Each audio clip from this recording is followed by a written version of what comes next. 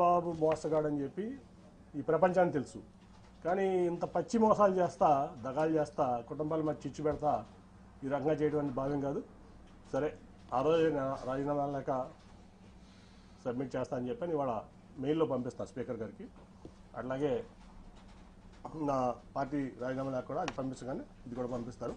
At the same time మర్యాదపూర్వకంగా మన ముఖ్యమంత్రి గారిని కలవడం జరిగింది. ఆయన అనేక సార్లు విజయవాడ వచ్చారు సభకి. యాక్చువల్గా నేను అటెండ్ అవ్వాలి, ఎందుకంటే ఒక ఎంపీగా గవర్నమెంట్ ప్రోటోకాల్ ప్రకారం ముఖ్యమంత్రి వస్తాము, నేను అటెండ్ అవ్వాలి. అది నా బాధ్యత, హక్కు కూడా.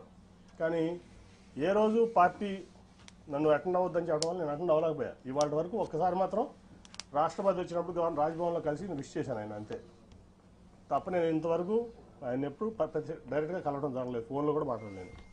ఇవాళ వెళ్ళాను, బాగా రిసీవ్ చేస్తున్నారు ఆయన నన్ను. ఖచ్చితంగా మనం కలిసి ప్రయాణం చేద్దామని చెప్పి ఆయన చెప్పారు. కాబట్టి నేను పార్టీకి రాజీనామా చేశాను కాబట్టి ఇప్పుడు నేను ఫ్రీ బర్డ్ని. సో నా నిర్ణయాలు నేను తీసుకుంటా. ఒకటైతే గ్యారంటీ, చంద్రబాబు నాయుడు అనే వ్యక్తి పచ్చి మోసగాడు, దాంట్లో డౌటే లేదు. ఈ రాష్ట్రానికి పనికిరాని వ్యక్తి అతను.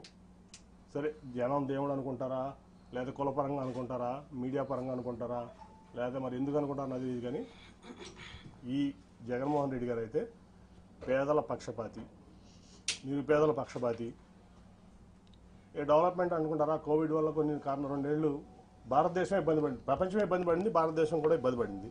సరే, డెవలప్మెంట్ అవ్వదు, అటు ఇటు అవుతుంది, కానీ ప్రజలను హ్యాపీ పెట్టే దాంట్లో దాదాపు 2 లక్షల కోట్ల చిల్లర వాళ్ళ వరకు సంక్షేమం ఇచ్చారు ఆయన.